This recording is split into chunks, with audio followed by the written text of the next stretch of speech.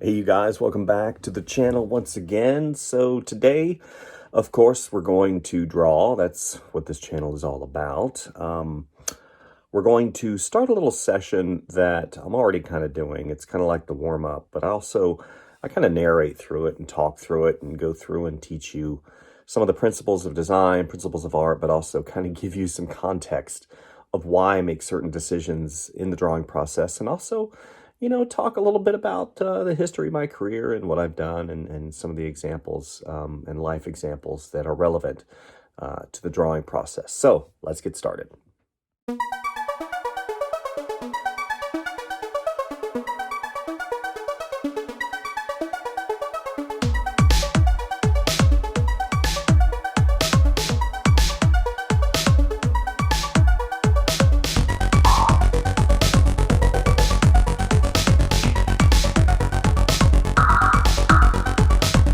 Okay, so we're coming off of the wonderful snowstorm that happened here recently. Let's see what pencil I want to use. I typically will use this pencil right here, which is a colorist pencil, but today we're going to use the Koh-i-Noor Progresso pencil. This one it's wax based, so it's not going to be able to be erased. But I like the feel of it. It doesn't have a lot of artifacts, and whenever I put it down on the Bristol board, it's real smooth. So that's really cool. Anyway, I digress. So snowstorm. We've had a snowstorm recently up here in the mountains, and of course when that happens, everybody freaks out because it's dangerous. I mean, they don't really salt the roads. They don't really maintenance the roads that well. They do put a brine solution down, which is salt-based, so it inhibits freezing, but they don't put it down ahead of time. They do it after the fact, and it is quite frightening whenever you go out and go whenever you go whenever you're out drying your clothes on the farm. Whenever you go out driving. So yeah, that's what I've been dealing with for the past couple days. So drawing. So yeah, this morning I'm going to be using this as reference. I really loved this. This is a Sherpa from the Himalayas, and I love the glasses. It just really is really cool. I love the face shape. I love the hat and the patterns and just the rawness of this. Whenever I saw it, I was on Pinterest. I do a lot of research on Pinterest. I just really loved the way that looked. So what I'm doing now is I'm putting in a real rough shape. You can see I'm not getting into the details or anything like that, and utilizing the circle as kind of the base for the drawing. Going in and putting in the real rough shape of the face, and then I'll get into the details in a minute. So yeah, at the beginning of the intro, I talked about starting a new session. It's called Talk and Draw. Some of you guys love the talking, some of you guys don't. If you don't like it, then there's other tutorials, there's other drawing channels on here on YouTube, so definitely go and check those out. But talking, drawing, that's kind of my milieu, my jam. I like talking about things that I've experienced in my career and how they're relevant, that's not even a word, relevant in the context of what I'm doing. So the reason why I do the drawings, the kind of daily drawings, and I showed you guys recently sort of that sketchbook that I utilize, and whether it's digital, whether it's traditional, I do love drawing traditionally, and this is kind of where I'm at now in my career. Before I was all about the brushes and all about the digital and being able to modify, and that's okay in my professional work, but whenever it comes to my daily stuff like this, I just like drawing traditionally. It just makes me feel better. It's kind of like therapy, like art therapy, and I just really like doing it. Putting in that roadmap, that's still what I'm doing. I'm started out with my basic head shape, 3/4 turn. I put in just an indication of where the cheekbone is right here. And again, I'm pushing the pose a little bit. So I want it to be, the chin to come back a little bit here. You know, hair. Here's part of the hat. Here's that sleeve, part of that sweater that comes down with those ridges. The ridges. And then I'll have the background right here. For those of you who wonder what kind of paper this is, you know, I get questions like that. What kind of paper are you using? What kind of pencil you're using? As if that's going to change the process, make it faster, make it quicker. You know, the reality is these are just tools, and you know, those tools are there to actually slow you down. Some of them help, some of them inhibit. Whenever it comes to computers, I'm a very big proponent of having the fastest computer you can afford, but also the one that makes the most sense for your budget. And a lot of people ask me what the best computer is, you know, what the, you know, the best tablet is, what the best stylus is, so on and so forth. And my philosophy is the one that you can afford, the one that works for you, the one that doesn't inhibit creativity, because at the end of the day, that's kind of what, you know, all these machines and stuff are trying to do. Even though they do help in some capacity, you have to learn the software, you have to learn the hardware, you have to understand, you know, it is just a tool, and it's not an easy button to solve all of your artistic woes. You know, you have to still put in the time. And that's kind of, you know, where I'm at with computers and tools and all of the like. So what I'm doing now, again, is I'm just putting in some of those visual cues according to the reference. I really loved the glasses. That was kind of probably my favorite part. I love head accessories. I love hats. I love, of course, I've got a huge collection of hats myself. You know, I love glasses. I love how they can change a character really quickly, going from maybe a villain, and you put glasses on him, and then suddenly he's a scientist. So that is something that I really like about glasses and head accessories. You know, they have to make sense, but in this moment, this is just a study. And that's kind of where I'm at with that. So yesterday, I believe, you know, you guys can search for that video, yesterday's video, if you like.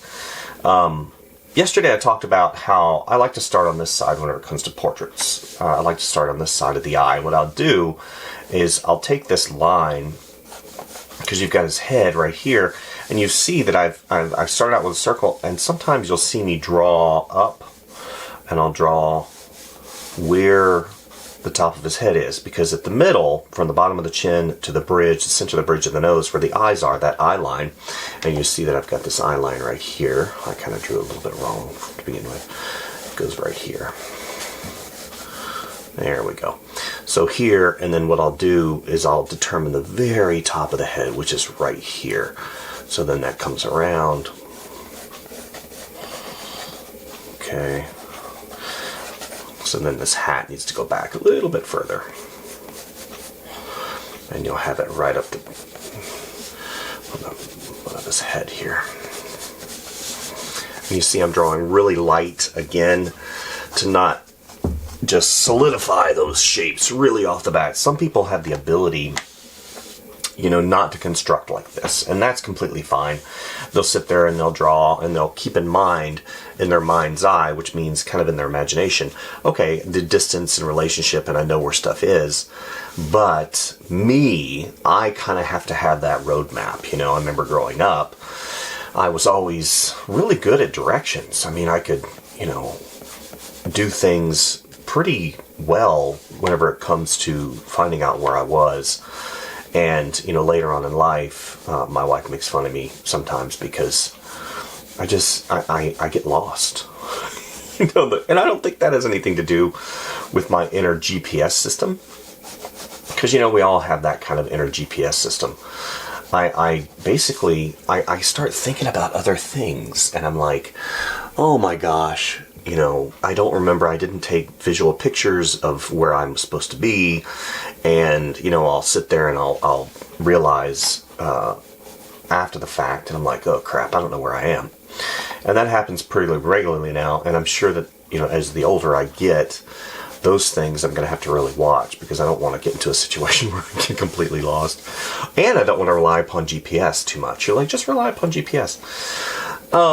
I'm a big proponent of tools, but also I always want to have that backup and to be able to do things traditionally. That's why, again, relying upon computers all the time is not really the best idea in the world. Because, of course, if computers fail you, or if maybe, something happens with your computer, it fails, then suddenly, what are you going to do? Are you going to sit there and say, I can't work because my computer is completely busted? Now, if there's files on there and stuff like that, then yeah. But, you can still draw and do things. Do this. Now, this particular person, if you look, has a very interesting lid. It's I say it's designed, but it's through years and years of being in the snow, and it's that slit is catered to the environment. So this particular person from the Himalayas, that eye doesn't have a huge lid. So what happens is, whenever you go to draw it, it's very tiny, and plus, I'm sure the sun is shining, which, in the reference it's shining, so he's squinting. So let's go ahead and have that eye. Pupil. We talked about the pupil and the iris yesterday. Yeah, right there. Down. And then you've got this lower part of the ocular cavity, which comes around like this.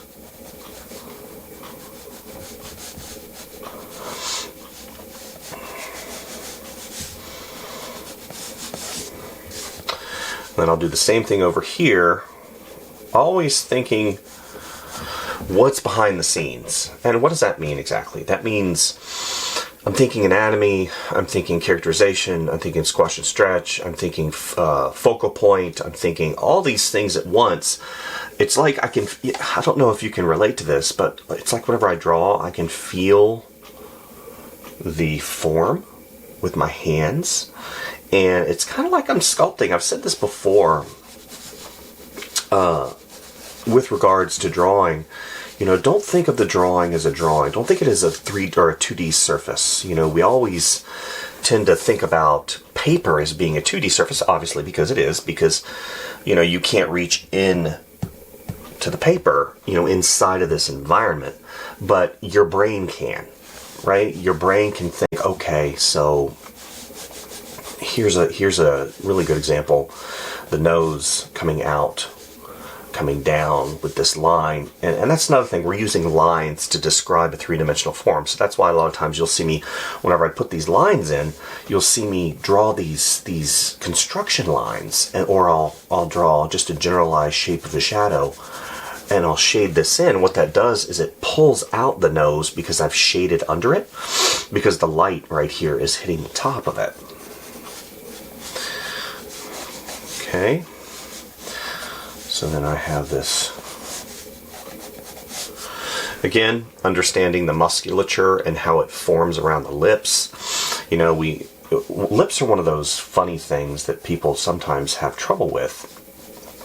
And if you understand their basic construction, then you can really kind of, because there's so many different types of lips. There's luscious lips, there's thin lips there, and depending on culture, depending on the type of person that you're drawing, those lips are going to be different. My lips are not the same as, let's say,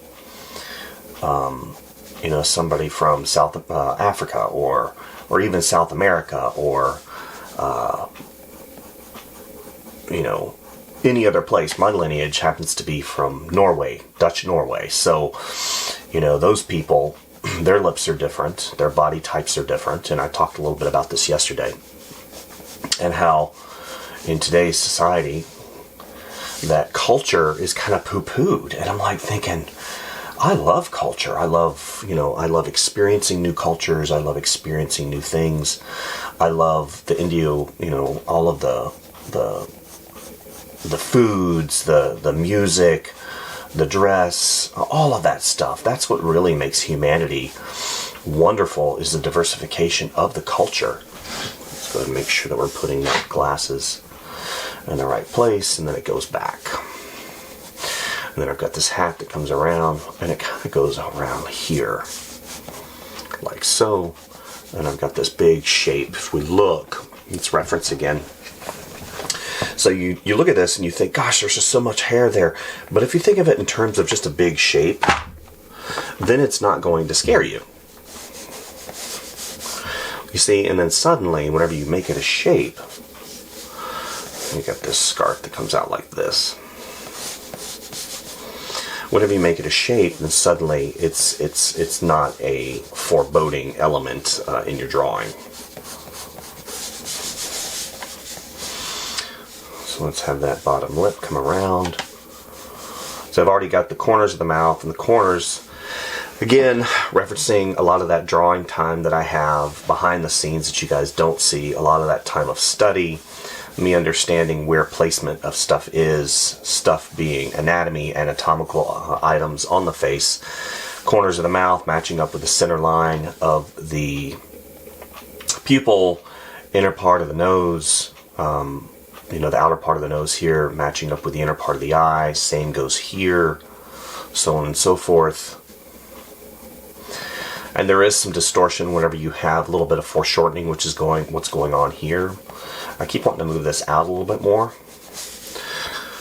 because I want to have that come around. And again, we're having that bottom part of the nose, or I'm sorry, bottom part of the chin.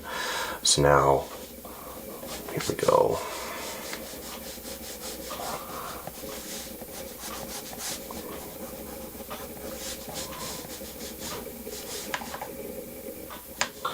It kind of goes up a little bit. Let's go ahead and shade this in a little bit. That's the top part. So then we're going to draw a little part of the lip that comes out. And again, I'm not really getting in there and just pushing this material into the paper. Just a little indication. A lot of times just a little indication will be enough to help you determine where things are. So now I'll go ahead and draw this bottom lip. His mouth is slightly open, so we're going to have this come around. And you're going to be able to see just an indication of those bottom teeth. We're going to go ahead and shade this in just a little bit.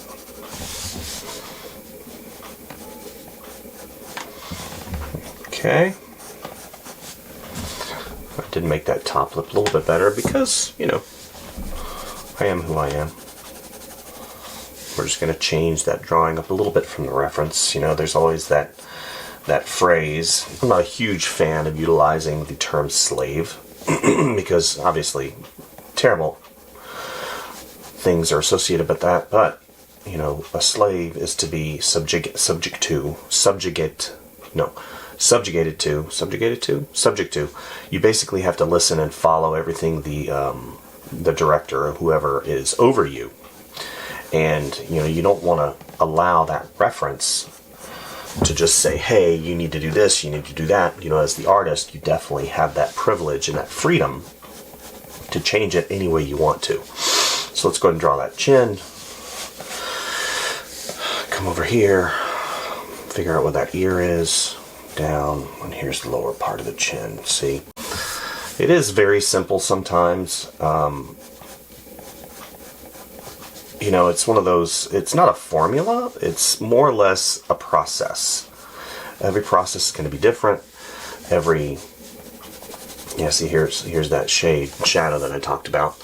Every drawing is going to be different, and you want to have fun and experiment a little. Every drawing has a little experiment in it for me. So we do this.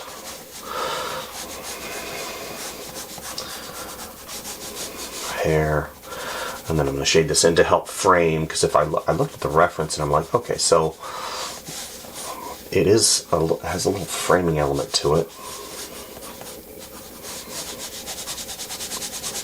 Put some value in there. to help balance. We're balancing things. So now I'm going to put in a little bit of an indication of some eye shine. Just an indication, and then we're going to put some value in there. And suddenly, now, it becomes so much more than what it was. We're going to go ahead and flesh out these glasses just a little bit more. And then we're going to put some value in there. Go ahead and have this up a little bit further.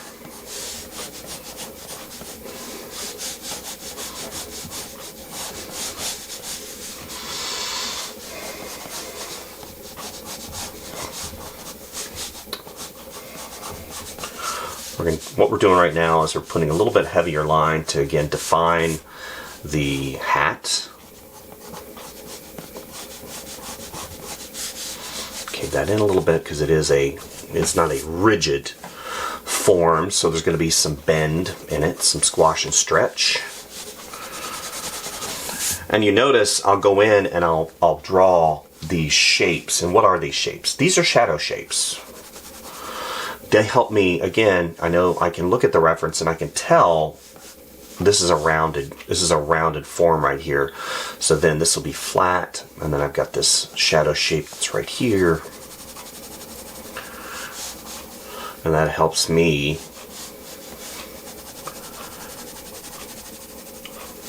again draw and make things pretty accurate. Let's go ahead and draw the inside part.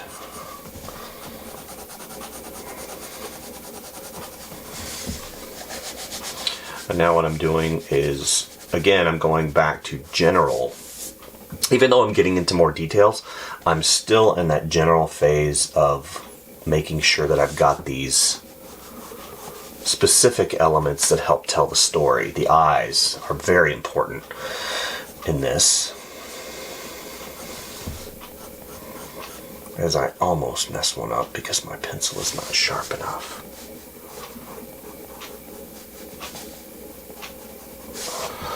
Okay, let's go ahead and a little bit of an indication about an eyebrow.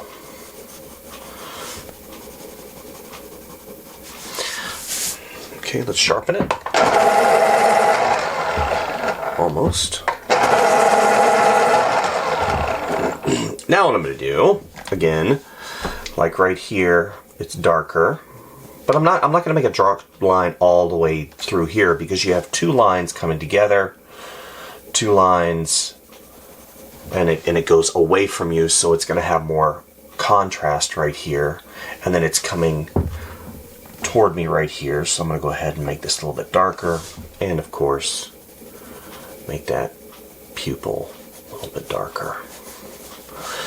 Couple wrinkles here and there, nothing too big because I don't want to age this person.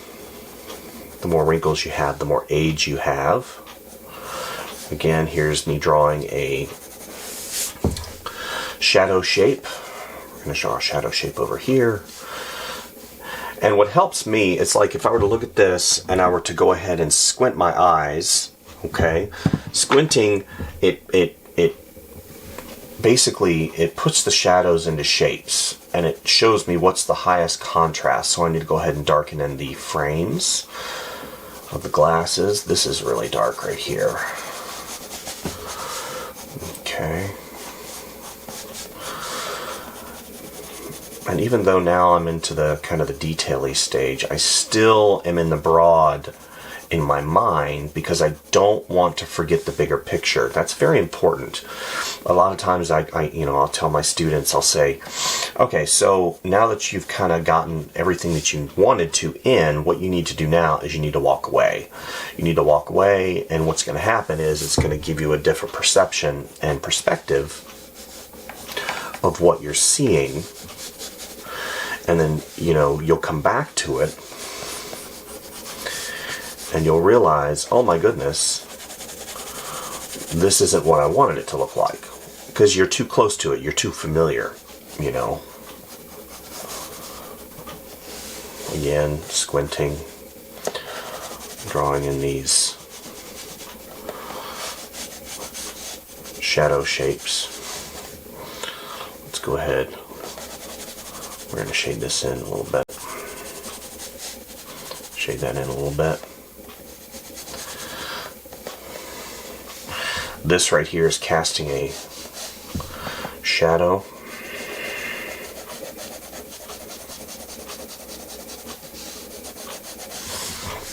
Okay.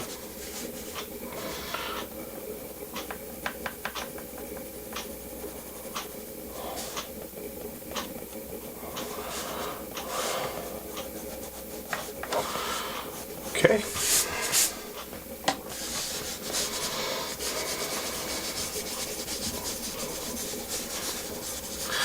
And you see, this is made of like a wool, an unspun wool, so it's kind of a natural fiber. So I don't want to go in and draw all of them.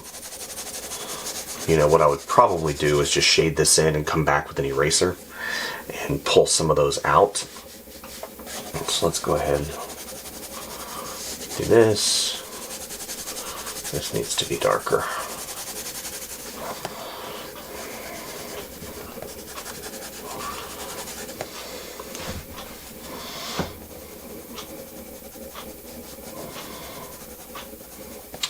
And two, as a study, you know, me as an artist, I'm always trying to, like I said, learn something, placement of things, what makes a drawing cool, makes it fun, you know, and this is more of a realistic interpretation, but still there is some stylization going on here.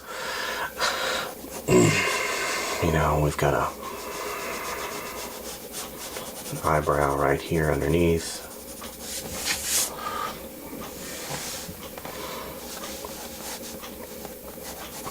Shadow shape up here.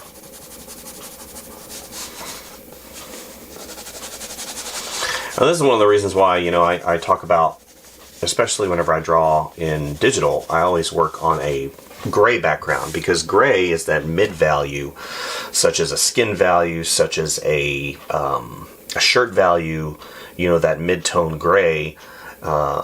It really helps me in determining value structure, value being light and dark. And, you know, putting it on a gray background, again, I can pull the whites, I can push the darks, and I don't have to fight the value of the paper. Here, I'm constantly having to fight the value of the paper, you know, do my darkest darks, do my lightest lights, and I'm having to put those in, and it is not a great thing.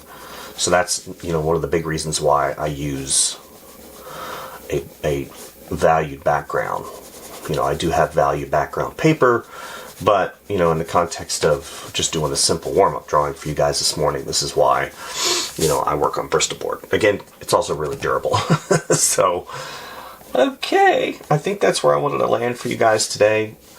You know, these drawings that I do for you guys, it is let's go ahead and do this all the way across. You know, it is a process, you know, constantly learning, constantly doing things. This is really the meat and potatoes of an illustrator's career, believe it or not. And doing stuff like this on a constant basis, you know, studies, animals, you know, one of the things I told students, and you could actually adopt this too, pick an animal a month.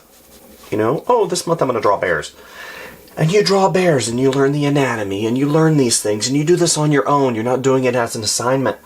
I think that, and at the end of the month, you've got this huge collection of drawings. You've got a better understanding of bear anatomy. You've got a better understanding of drawing in general.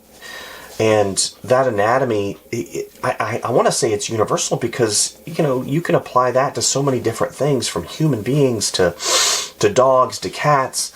And at the end of that month, that bear will be in your artistic tool belt, and you can pull it out. Not only the drawings, but, you know, all that information that you've absorbed.